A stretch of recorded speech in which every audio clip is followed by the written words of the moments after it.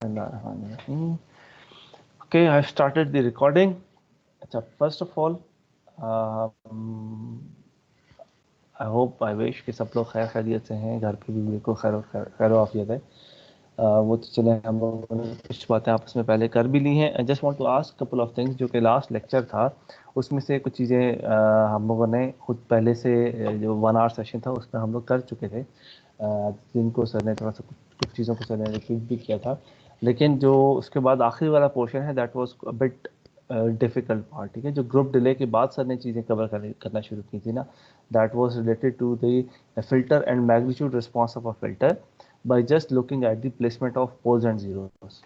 ठीक है, तो वो चीज़ें थोड़ी सी ज़रा ऐसी हैं कि जो कि इंटरेस्टिंग होती हैं उनको देखना कि अच्छा, just looking by looking at the pole zero plot can you actually tell कि यार ये फिल्टर कहाँ पे बनेगा, ये फिल्टर लो पास फिल्टर होगा, हाई पास फिल्टर होगा, इसका फिल्टर रिस्पांस क्या होगा, इसका मैग्नीट्यूड रिस्पांस क्या होगा, इसका फेज रिस्पांस किस तरह का होगा। तो उस चीज़ों में कोई question, anything that you did not gate? Sir एक बार पोल का वो दोबारा समझा दे। जब पोल को हम सर्कल के अंदर मूव अराउंड करेंगे तो वो ठीक है, 90 चेंज। ठीक है, पोल का मैं दोबारा बता देता हूँ। मैं इसको लिख लेता हूँ, ठीक है, ताकि मेरे पास वो होगा, मैं इन सारे क्वेश्चंस को कवर कर लूँगा। Let me take the questions first, ताकि मैं उनको लिख लेता हूँ, फिर एक एक करके ना मैं उनको आंसर करता जाता हूँ। वो पोल, एक तो हमने देखा था कि जीरो की प्लेसमेंट के थ्रू किस तरीके से फेज रिस्पांस या मैग्नीट्यूड रिस्पांस चेंज हो रहा था। ठीक है, तो वो हम थोड़ा सा देख लेते हैं आज के किस तरीके से हो रहा था, उसके मैटलैब में भी करके देखेंगे, और उसकी मैं आपको इंशाल्लाह लैब भी दूंगा कि यार किस तरीके से लैब में आप देख करके देख सकते हैं। Anything else? एक तो उन्होंने पूछा कि यार पोल प्लेसमेंट से, जीरो प्लेसमेंट की तो डिस्कशन होगी थी, तो पोल प्लेसमेंट से किस तरीके से उसका मैग्नीट्यूड रिस्पांस या फेज रिस्पांस चेंज हो रहा होगा। What else? सर जो आखिर में सर शोएब ने एग्जांपल्स कराई थी सर, वो थोड़ी सी अनक्लियर रह गई थी जल्दी की, आई डोंट नो, ठीक है, वो एक दफ़ा रिपीट करा दिएगा। ठीक है, वो मेरे पास कुछ चीज़ें हैं, तो वो मैं आपको वो वही वाली, मतलब जनरली दी आइडिया कि पोल को प्लेस करने से या ज़ीरो को प्लेस करने से आपका फेज रिस्पांस या फ्रीक्वेंसी रिस्पांस किस तरीके से चेंज हो रहा है, वो वही वाली चीज़ें थी। ठीक है, तो वो मैं उनको, चलें ठीक है, मैं उनको रिपीट कर देता हूँ।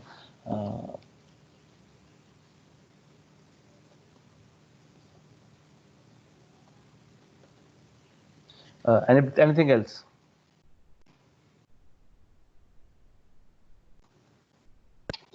सर हम लोग जब जी ट्रांसफॉर्म के अंदर हमारा ज़्यादा डिस्कशन यूनिट सर्कल के ऊपर ही क्यों रहती है?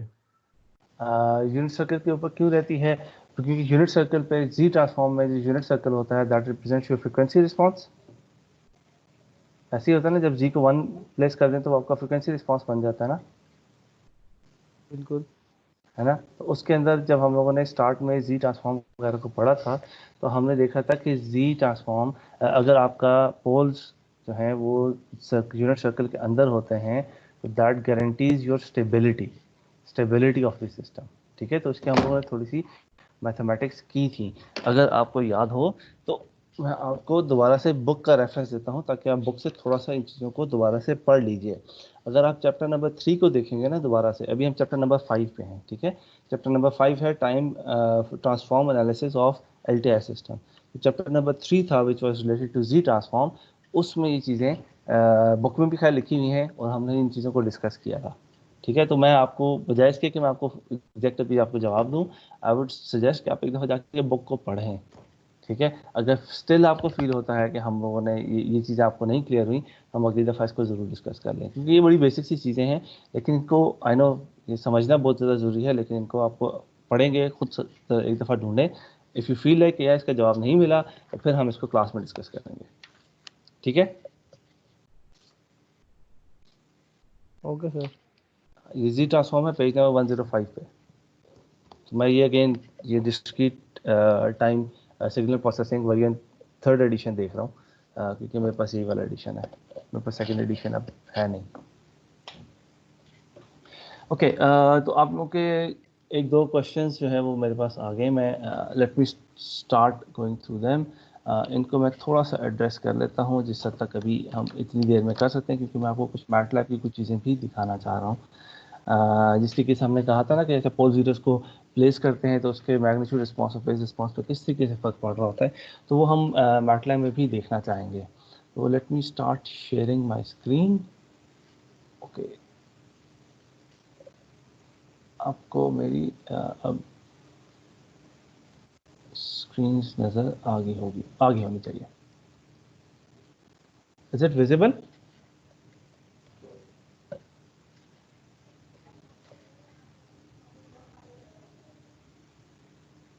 Yes sir. गुड। तो इसमें मैंने दो चीज़ें लिख ली कि पोल प्लेसमेंट और जीरो प्लेसमेंट वाली जो चीज़ें हम लोगों ने बात की थी, वो बेसिकली जो वेक्टर एनालिसिस और वेक्टर अलजेब्रा का सर बता रहे थे कि यार ये किस तरीके से बनता है, तो उसको थोड़ा सा हम एक दफ़ा दोबारा से रिपीट कर लेते हैं ताकि हमें वो चीज़ें क्लियर हो जाए। ठीक है, तो हम लोगों ने क्या कहा था, सॉरी, ओके, तो हम लोगों ने कहा था कि अगर आप कोई भी एक सिस्टम लेते हैं, let's say this is the system, let me try to draw the unit circle, let's say this is the unit circle, जिसमें हमने कहा था कि हमने एक ज़ीरो को रखते हैं, ठीक है, और जिसका हमने कहा था कि ये इसका radius will be R, this will be angle theta, और इसको जो है हम रिप्रेजेंट कर सकते हैं इन एच ऑफ जी। लेकिन all that we want to say कि आपने कोई भी एक ज़ीरो लिया which is at distance R, with this distance which is along x-axis, this is the radius of the circle is 1। ठीक है, इसको आप h of z की फॉर्म में लिख सकते हैं, where h of z is 1 minus r e raised to power j theta, which is the polar representation of this zero z inverse। ठीक है, काफ़ी सिंपल सी इसकी वो रिप्रेजेंटेशन बनती है। तो it is an F I R system. इसको आप not an F I R system, एक सिंपल सिंगल ज़ीरो सिस्टम है जिसको अगर आप सॉल्व करें तो this comes out to be z minus r e raised power j theta और z। तो इसका एक जो है वो पोल, इसका रूट्स किस तरीके से फाइंड करेंगे, you put it equal to zero, you put denominator equal to zero and you find the solution where these equations go to zero. इन जगहों पे आपके पास जो है वो सिस्टम का जो है आपका जो है वो उसकी रूट्स आ रही होती हैं। अगर आप इसको e raised power j theta j omega की फॉर्म में लिखना शुरू करें, so you can say z as 1 e raised power j omega minus r e raised power j theta divided by 1 e raised power j omega। ठीक है, यहाँ तक ये चीज़ें काफ़ी सारी सिंपल थी। इसके बाद हमने क्या किया था कि हमने कहा था कि अच्छा let's start naming these vectors. ये लेट्स से कि दिस इज़ अ वेक्टर, हम अपना फ्रिक्वेंसी रिस्पॉन्स फाइंड करना चाहते हैं एट अ पर्टिकुलर फ्रिक्वेंसी। ठीक है, ये एक पर्टिकुलर फ्रिक्वेंसी है ओमेगा, इस पे हम जो है वो इसका रिस्पॉन्स फाइंड आउट करना चाहते हैं, आपका सिस्टम रिस्पॉन्स क्या होगा। Let's call it a vector v1, let's call this vector जो कि ये ज़ीरो का वेक्टर है as v2, and then we have another vector जो कि which will connect this thing. ठीक है, let's call it a vector v3। ठीक है, और हम लोगों ने कहा था कि अच्छा हेड एंड टेल रूल के थ्रू वी नो के v2 vector plus v3 vector is equal to v1 vector. ठीक है, और इसके थ्रू वी कैन से कि अच्छा v3 vector is actually equal to v1 vector minus v2। So we found out कि अच्छा ये जो डिफरेंस वेक्टर है this will play quite an important role. ठीक है, अच्छा ये चीज़ जो है ये हम लोगों ने सिर्फ याद रखनी है कि ये डिफरेंस वेक्टर जो है which is the distance of this zero to the point जहाँ पे आप जिस फ्रिक्वेंसी पे आप फ्रिक्वेंसी रिस्पॉन्स कैलकुलेट करने की कोशिश करें, this will play an important role, जिसको हम आगे जाके देखते हैं कि यार ये क्या इम्पॉर्टेंट रोल क्या प्ले करेगा। अच्छा, वेक्टर v1 को, this vector I can write this thing down as, इसका मैग्नीट्यूड 1 है e raised power j omega. तो आई कैन सिंपली से कि अच्छा v1 1 e raised power j omega minus v2 को हमने लिखा था r e raised power j theta. ठीक है, अब इन चीज़ों को मैं इधर इस वाली इक्वेशन में प्लेस करूँगा एंड आई सी कि अच्छा मेरे पास इन वेक्टराइज्ड फॉर्म रिजल्ट क्या बन रहा है। तो रिजल्ट फॉर्म वेक्टराइज्ड फॉर्म में मेरे पास क्या बनता है v3 vector divided by v1 vector, और v1 हमने कहा था कि क्या है, ये इसका मैग्नीट्यूड क्या है, 1 है ना, तो इसका मैग्नीट्यूड 1 है, तो अगर मैं इसका h e raise power j omega, so अगर मैं h e raise power j omega का मैग्नीट्यूड फाइंड आउट करने की कोशिश करता हूँ, तो all that I get is v3 vector magnitude divided by v1 vector magnitude, where this is equal to 1, so that means v3 vector magnitude, which is the, remember that this was the difference vector. ठीक है, अच्छा, अब इसका मतलब ये है कि if I write it down in the terms of sentence, I can say, pardon my bad writing, क्योंकि टैबलेट के ऊपर ये और भी ज़्यादा अच्छी आ रही होती है, वैसे मेरी राइटिंग बहुत प्यारी है. Magnitude of the frequency response at specific frequency omega is simply the magnitude of or the length of difference vector. अच्छा, इस चीज़ को भी हम लोग करके भी थोड़ा सा देखते हैं कि यार ये exactly what do I mean, कि जिसमें आपको याद होगा हमने कहा था कि हम पोल अगर 0 को हम किसी एक स्पेसिफिक लेंथ पे प्लेस करते हैं, जैसे 0.8, तो उसका रिस्पांस जो है वो 0.2 आ रहा होगा. ठीक है, तो ये चीज़ें हम लोगों ने कल एग्जांपल करके देखी थी, अभी हम इसको थोड़ा सा दोबारा रिपीट करते हैं. और इसके बाद अगर हम फेज़ की बात करेंगे, एंगल की, एंगल का मुझे पता है कि h e raised power j omega will be actually equal to angle of v3 minus angle of v1. अच्छा, ये डिफरेंस ऑफ फेजेस में जो है ये इनका डिफरेंस आ रहा होता है, और ये चीज़ें हम लोगों ने कल जो है थोड़ी बहुत मैथमेटिक्स के थ्रू करके देखा था कि अच्छा, जब आप ई रेज़ पावर जे थीटा को 1 ई रेज़ पावर जे थीटा और 1 ई रेज़ पावर जे ओमेगा को आपस में अगर मल्टीप्लाई कर रहे हैं, तो फेजेस जो हैं वो सब्ट्रैक्ट हो रहे होते हैं, मैग्नीट्यूड आपस में मल्टीप्लाई हो रहे होते हैं. ये चीज़ें हम लोगों ने कल थोड़ी बहुत देख ली थी.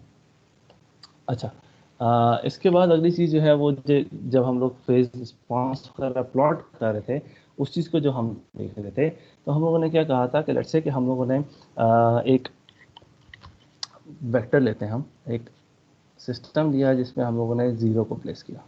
ठीक है, लेट्स से कि इसकी एक स्पेसिफिक लेंथ है, इसकी लेंथ मैं कुछ भी ले लेता हूँ, लेट्स से 0.8. ठीक है, और यूनिट सर्कल मेरा इसके बाहर है, where although it's not exactly to the scale, let me try to draw it again. Let's say कि यहाँ पे आएगा, इस जगह पे आएगा और इस जगह पे आएगा, क्योंकि इसको form, let's say this is my unit circle. अब मैंने कहा था कि अगर मैं इसका ये मेजर करने की कोशिश कर रहा हूँ कि मैं सिर्फ ये डिफरेंस वेक्टर का मल्टीप्लाई करने कैलकुलेट करने की कोशिश कर रहा हूँ, so what I am doing is I am going to try to calculate the frequency response at this point which is 0. Then I am going to, और अगर मैं थीटा की टर्म से बात करूँ तो दिस इज 90 और π/2, this is 180 degree which is pi. तो इफ़ आई से कि मैं 0 डिग्रीज पे कैलकुलेट करना चाहता हूँ, फिर मैं 10 डिग्रीज पे कैलकुलेट करना चाहता हूँ, फिर मैं 20 पे करना चाहता हूँ, फिर 30 पे करना चाहता हूँ, फिर इस तरीके से मैं 40, 50, 60, 70, 80 और 90 पे मैं कैलकुलेट करना चाहता हूँ. And I want to calculate the 360 degree which is starting from 0 to pi, और उसका फिर then going from pi to 2 pi. ठीक है, मैं ये कैलकुलेट करना चाहता हूँ, इसका फ्रिक्वेंसी रिस्पांस क्या आएगा. तो मैं करूँगा क्या कि पहले इस जगह पे इसको कैलकुलेट करने की कोशिश करूँगा जिस पे मेरा difference vector, let's use a different colour, कि इसमें डिफरेंस वेक्टर जो है वो ये बनेगा, दूसरे केस में डिफरेंस वेक्टर ये बनेगा, इस वाले केस में एग्जैक्टली ये बनेगा. लेट्स से कि ये जो है वो 30 डिग्री था, तो ये इस तरीके से बनेगा.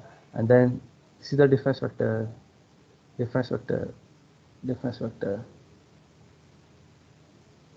And so fourth. तो हम देखना चाह रहे हैं कि हम यूनिट सर्कल पे इसको कैलकुलेट करना चाह रहे हैं कि इसका फ्रिक्वेंसी रिस्पांस क्या आ रहा है एट डिफरेंट डिग्रीज. तो हम लोगों ने सिर्फ जो इससे पहले हमने वर्किंग की है, इससे पता चल गया कि यार सिर्फ ये जो डिफरेंस वेक्टर बनता है, मुझे सिर्फ इसका मैग्नीट्यूड चाहिए, तो मुझे मैग्नीट्यूड अगर मैं कैलकुलेट करता हूँ तो मुझे मैग्नीट्यूड रिस्पॉन्स मिल जाएगा इससे।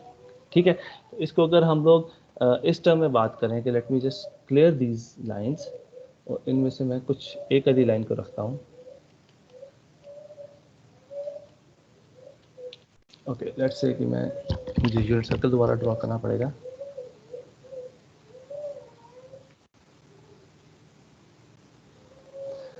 तो इस यूनिट सर्कल, लेट्स से मैं इस जगह पे कैलकुलेट करना चाहता था जहाँ पे इसका 30 डिग्री है। ठीक है, सो आई नो कि मेरा जो वेक्टर होगा वो इधर से पास करेगा। ठीक है, so this is my v2, this straight line that goes to the unit circle, this is my v1, and what will be my difference vector? Difference vector जो v3 था, which was v1, मैंने ऊपर लिखा है v1 minus v2,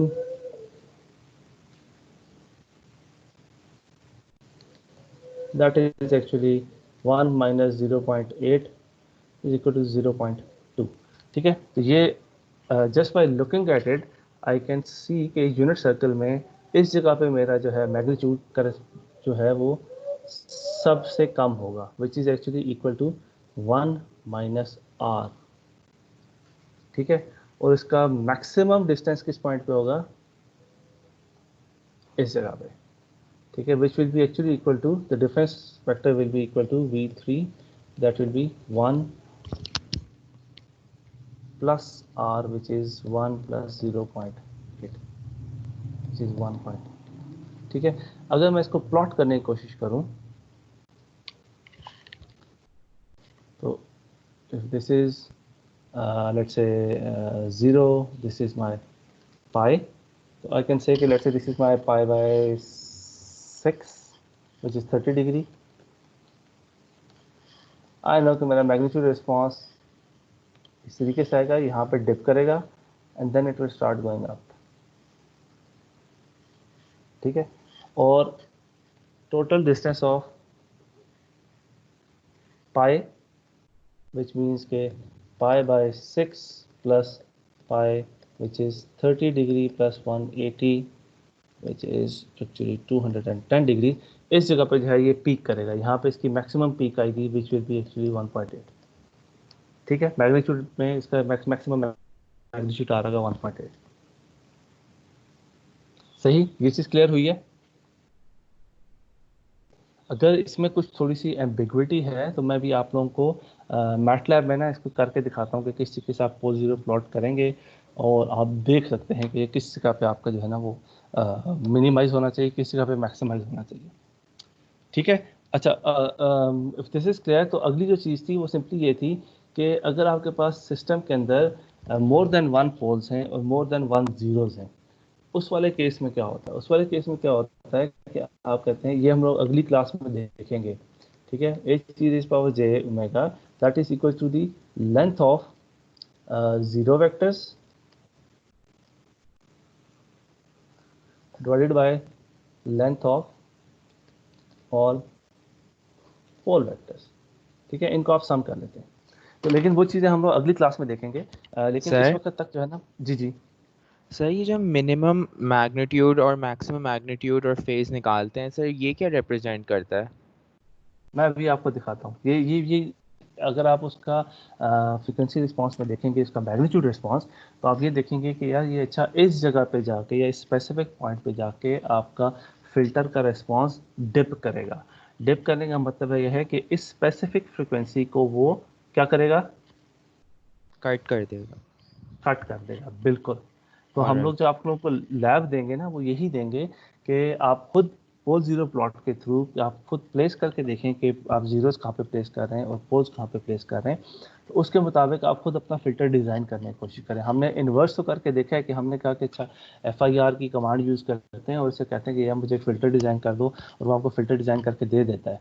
और हम खुद देख लेते हैं कि इसका मैग्नीट्यूड इस तरीके से है, क्या ये स्पेसिफिक फ्रिक्वेंसी को जो मैं एक्सपेक्ट कर रहा था वाकई कट ऑफ कर रहा है या नहीं कर रहा। अब हम क्या करेंगे, अब हम खुद उसको प्लेस करेंगे और हम उससे कहेंगे कि यार अच्छा इसको जो है ना वो आप मिनिमाइज करने की कोशिश करो और इस फ्रीक्वेंसी को कट ऑफ करो। ठीक है, अच्छा ये तो था पोल्स से मुताबिक कि पोल्स किस जगह पे जाके जब जहाँ पे आप सॉरी जीरोस जहाँ पे आप जीरो प्लेस करते हैं वहाँ पे वो उस फ्रीक्वेंसी को वो जीरो करने की कोशिश करता है या क्लोजेस्ट टू जीरो करने की कोशिश करता है, ठीक है। ऑन दी कॉन्ट्रेरी, अगर आप उस जगह पे स्पेसिफिक जगह पे पोल प्लेस करते हैं, तो पोल प्लेस करने से क्या होगा कि वो स्पेसिफिक फ्रीक्वेंसी एम्पलीफाई हो जाएगी, ठीक है। एम्पलीफाई करने का मतलब यह है कि उस वाली फ्रीक्वेंसी को वो एनहांस करके आगे पास ऑन करेगा, सही है। अभी हम इसको ना करके देखते हैं कि यार मैटलैब में एक्चुअली ये किस तरीके से होता है।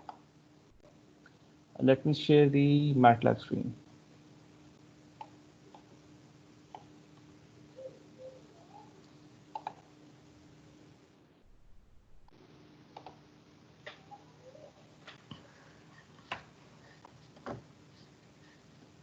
ओके, आप लोग को ये मैटलैब की स्क्रीन विजिबल हुई है?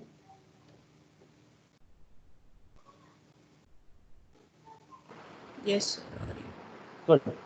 नॉर्मली हम लोग इसको इस फॉर्मेट में देख रहे होते हैं, यहाँ पे हम देख रहे होते हैं, विच इज़ कि ये फिल्टर डिज़ाइन टूल बॉक्स में हम इसको देख रहे होते हैं इस तरीके से कि अच्छा इसकी फ़िल्टर की स्पेसिफिकेशंस क्या हैं, कि इसका ऑर्डर क्या स्पेसिफाई हुआ है, मिनिमम ऑर्डर क्या है, FIR है या IIR है, इसकी पास बैंड क्या है, स्टॉप बैंड क्या है, एंड सो सो फोर्थ। इस तरीके से हम लोगों ने लास्ट टाइम हम लोगों ने एक फ़िल्टर डिज़ाइन भी करके देखा था कि चाहे इस फ़िल्टर को मैं डिज़ाइन करूँ तो ये एक स्पेसिफिक कट ऑफ पे इस तरह का मेरा इसका मैग्नीट्यूड रिस्पॉन्स बनाएगा, इस तरह का इसका इम्पल्स रिस्पॉन्स होगा, इस तरीके से इसका ये इम्पल्स रिस्पॉन्स आ गया, इस तरीके से इसका ग्रुप डिले होगा, और ये सारी चीज़ें हम लोगों ने लास्ट टाइम करके देखी थी, ठीक है। इस दफ़ा हम क्या करेंगे कि हम इन्वर्स जाने की कोशिश करेंगे एंड वील ट्राई कि हम खुद जहाँ पे आपको ये वाला नज़र आ रहा होगा which is on the left side of your screen which is pole zero editor, कि मैं इसमें जाके ना खुद जाके पोल्स एंड ज़ीरोज़ को ना मैं एडिट करने की कोशिश करूँगा कि अच्छा मैं अगर पोल्स एंड ज़ीरोज़ को एडिट करता हूँ तो वो क्या करता है। अच्छा इसने फ़िलहाल 50 वाला किया है, मुझे 50 नहीं चाहिए वरना मुझे बहुत देर लग जाएगी। Let's use this one. इसमें से मैं क्या करता हूँ, यहाँ पे ना आप ये देखेंगे जिन बटन्स पे मैं अपना माउस कर्सर मूव कर रहा हूँ ये वो हैं कि आप इसमें इस लेफ्ट मोस्ट को यूज़ करेंगे तो आप पोल ज़ीरो को मूव कर सकते हैं, इसको यूज़ करेंगे तो आप पोल्स को ऐड कर सकते हैं, ज़ीरोज़ को ऐड कर सकते हैं या उनको डिलीट कर सकते हैं। So let me just first go ahead and delete these poles.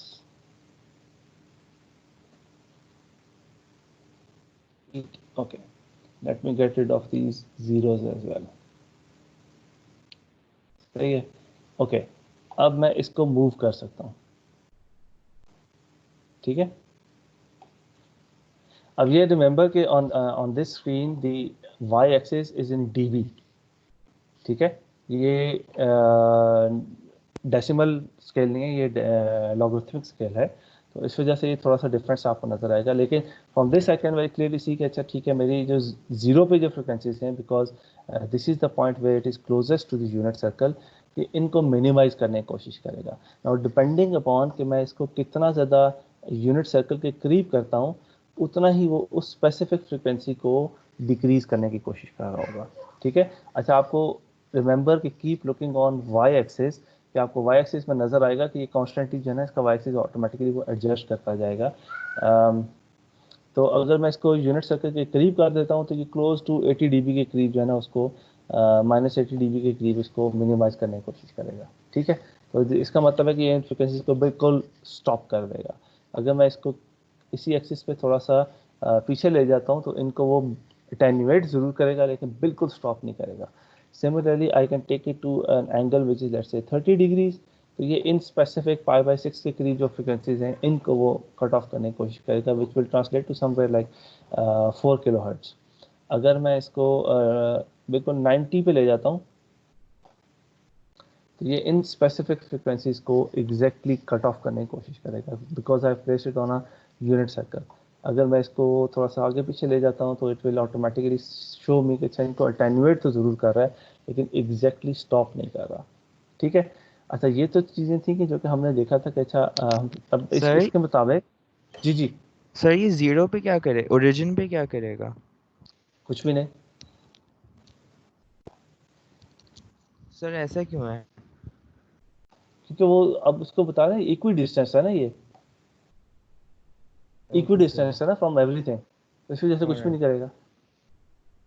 अब अगर इसकी जगह मैं एक काम करता हूँ कि मैं पोल प्लेस करता हूँ, ठीक है, let me put a pole over here, इस जीरो को मैं ख़त्म कर देता हूँ, ठीक है।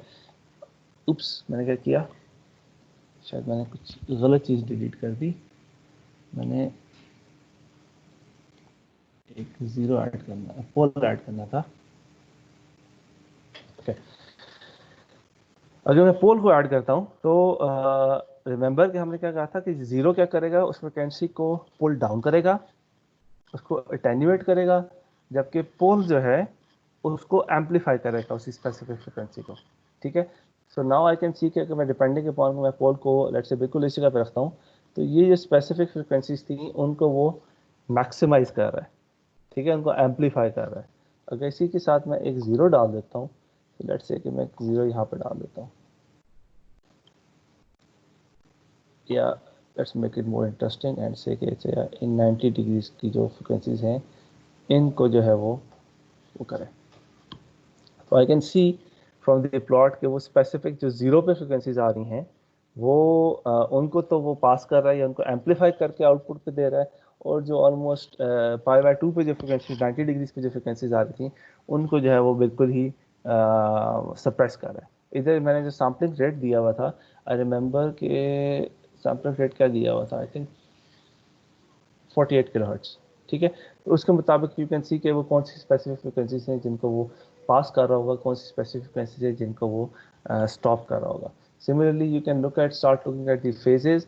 अच्छा, ये वाली चीज़ अभी हम लोग को बहुत ज़्यादा क्लियर नहीं समझ आएगी कि ये क्यों इस तरीके से हो रहा है, ये हम नेक्स्ट क्लास में जब उनके फेजेस को ऐड करेंगे। रिमेंबर कि हम लोगों ने क्या किया था, हमने कहा था कि जी डिफरेंस ऑफ वेक्टर्स का, दोनों वेक्टर्स के एंगल का डिफरेंस ले रहे होते हैं। मैग्नीट्यूड में आप दोनों के मैग्नीट्यूड का डिफरेंस ले रहे होते हैं, ठीक है, दोनों के मैग्नीट्यूड को सब्ट्रैक्ट कर रहे होते हैं, और जो एंगल होता है उसमें आप एंगल को जो है वो सब्ट्रैक्ट कर रहे होते हैं। खैर ये वाली चीज़ें हम इंशाल्लाह अगली क्लास में भी देख लेंगे, लेकिन यू कैन सी कि just by looking, by placing my poles and zeros, I can design a specific filter कि अच्छा ये मैं इस तरह का फ़िल्टर जनरेट करना चाहता हूँ, और इसके बाद I can simply go ahead to file menu and I can export these coefficients and take it to my MATLAB and see कि अच्छा मैं इसको अगर स्पीच सिग्नल देता हूँ और उसको मैं फ़िल्टर करने की कोशिश करता हूँ, क्या वो स्पेसिफिक फ्रिक्वेंसीज को according to my filter design वो अटेन्यूएट और उसको एम्पलीफाई कर रहा है या नहीं कर रहा,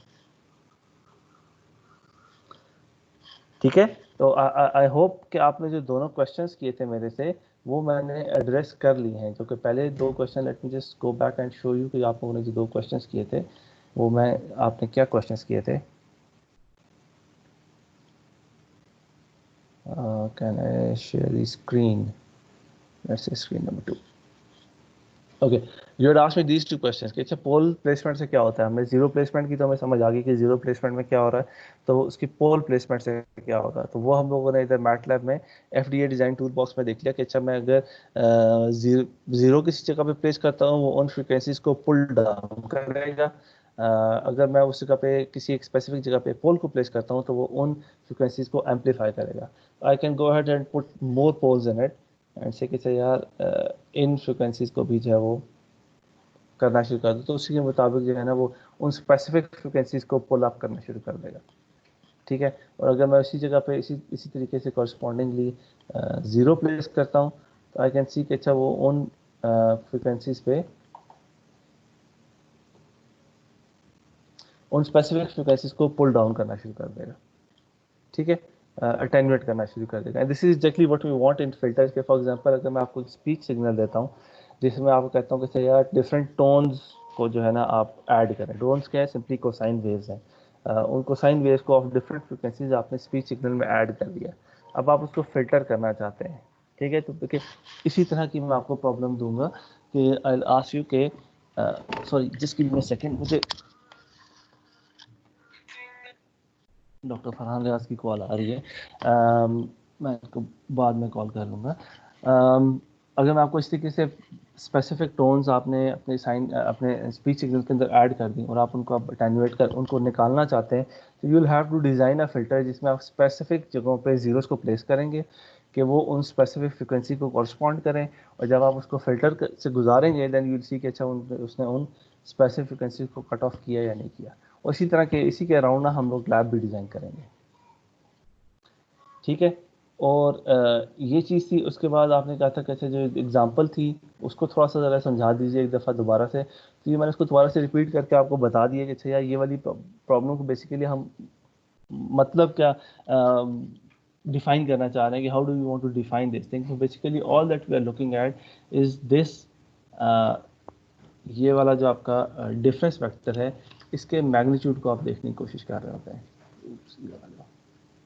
इस डिफरेंस वेक्टर के, ये वाला जो डिफरेंस वेक्टर है इसके मैग्नीट्यूड को आप देखने की कोशिश कर रहे होते हैं कि ये मैग्नीट्यूड कहाँ पे आएगा, ये वाला, बिकॉज दैट डिफाइंस कि आपका उस जगह पे उस स्पेसिफिक फ्रिक्वेंसी पे उसका मैग्नीट्यूड रिस्पांस कैसा होगा, उनको क्या वो पास कर रहा है या उनको स्टॉप कर रहा है, ठीक है। Is this clear now?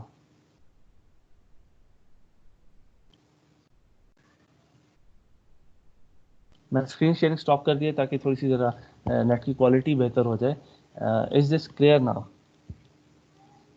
Ahmad? Yes sir. अभी ये क्लियर है जो आप पूछ रहे थे कि अच्छा पोल की प्लेसमेंट या जीरो की प्लेसमेंट से क्या होगा? Yes sir. ये और ज़्यादा क्लियर हो जाएगा जब आप लोग इसकी लैब करेंगे।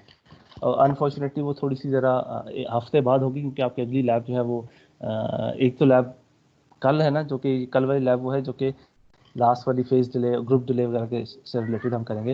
लेकिन ये वाली जो स्पेसिफिक लैब है कि आप पोल जीरो को प्लेस करके करें, ये हम इस अगली वाली लैब में करेंगे। तो ये चीज़ें आपको उससे और बहुत ज़्यादा क्लियर हो जाएंगी जब आप इनको खुद अपने हाथ से करके देखेंगे, ठीक है। Anybody else who has a question?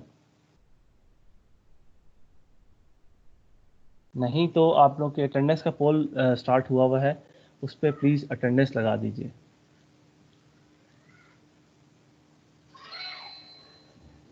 अच्छा कोई यस नो कुछ तो बोल दिया करो या कोई तो फीडबैक दे दिया करो कि मुझे पता चल जाए कि किसी ने कोई बात सुनी है या किसी ने कुछ रिस्पॉन्ड किया है। जी सर, आ गई है समझ। ठीक है, क्योंकि अदरवाइज ना मुझे सिर्फ लगता है कि जैसे मैं स्क्रीन में बोली जा रहा हूँ और मुझे कोई रिस्पॉन्स नहीं मिल रहा।